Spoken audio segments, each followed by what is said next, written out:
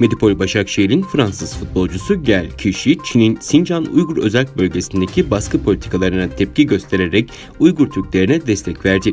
Clichy, Uygur Türklerini temsil eden ve kan ağlayan kadının ağzını kapatan Çin Halk Cumhuriyeti bayrağına boyanmış bir elin olduğu görseli paylaşarak Uygur Türklerine destek oldu. Türk asıllı Alman futbolcu Mesut Özil, Galatasaraylı oyuncu Sofyan Feghouli de daha önce Uygur Türklerine destek vermek amacıyla paylaşımda bulunmuştu.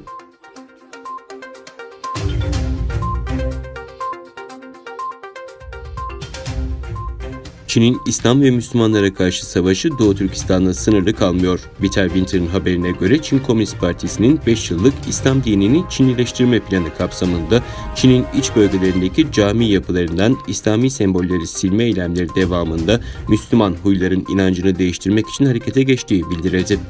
Geçen yıl Eylül ayında Hubei eyaletindeki Komünist Parti yanlısı İslam Cemiyeti yetkilileri tarafından Hubei eyaletinin başkentinde İslam'ın Çinileşmesi konulu bir eğitim programı düzenlendiği, beyin yıkamaya katılan İmam Hatiplerden Komünist Partisi'ne bağlılık, Çin'i sevmek, cemaati Komünist Parti politikası doğrultusunda bilinçlendirmek ve Çin geleneksel kültürüyle sosyalist temel değerlerini cuma vaazlarında dinlendirmenin istendiği ortaya çıktı.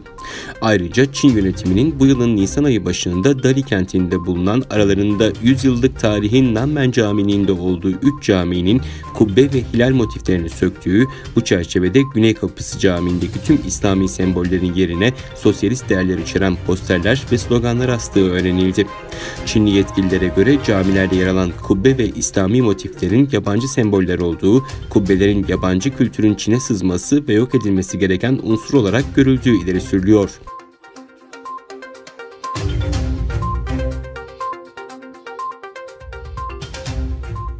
ABD Dışişleri Bakanı Pompeo, Çin'e Güney Çin Denizi kendi karasuyu imparatorluğuymuş gibi davranmasına izin verilmemesi gerektiğini belirtti. ABD Dışişleri Bakanı Mike Pompeo, Güneydoğu Asya Uluslar Birliği 36. Zirvesi'nin vizyon bildirisinde Güney Çin Denizi'ndeki gerilime ilişkin bölgede barışın, güvenliğin, istikrarın ve seyir sefer özgürlüğünün temin edilmesini destekleme yönünde kararlılığımızı yineliyoruz açıklamasını destekledi. Twitter hesabından bir açıklama paylaşan Pompeo, ABD, ASEAN liderleri Güney Çin Denizi anlaşmazlıklarının Birleşmiş Milletler Deniz Hukuku da dahil olmak üzere uluslararası hukuk çerçevesinde çözülmesiyle ilgili kararlılığını memnuniyetle karşılıyor. Çin'e Güney Çin Denizi kendi karasuyu imparatorluğuymuş gibi davranmasına izin verilmemeli. Yakında bu konuda söyleyecek daha çok şeyimiz olacak ifadesini kullandı.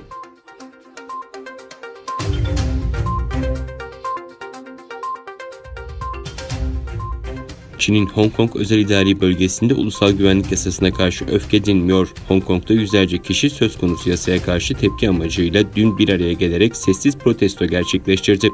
Göstericiler polis eşliğinde slogan atmadan sessiz bir şekilde Hong Kong bölgesine yürüdü. Protestoculardan 25 yaşındaki Esther, ulusal güvenlik yasasına karşı çıkmak için buradayım ifadesini kullandı.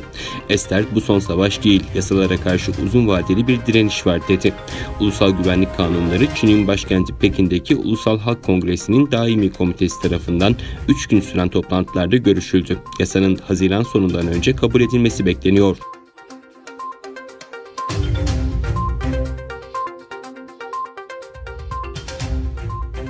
Dünya genelindeki toplam Çin virüsü vaka sayısı 10 milyonu aştı. Amerika Birleşik Devletleri'nde kayıtlara geçen vaka sayısı 2,5 milyonu geçti.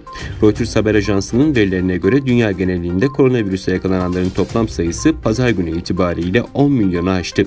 Virüsün neden olduğu COVID-19 hastalığı nedeniyle şimdiye kadar 497 binden fazla kişi hayatını kaybetti. Dünya genelinde ABD'nin ardından en fazla koronavirüs vakasının görüldüğü ikinci ülke olan Brezilya'da son 24 saatte 38.693 yeni koronavirüs vakası kayıtlara geçti. 1109 kişi ise COVID-19 nedeniyle hayatını kaybetti.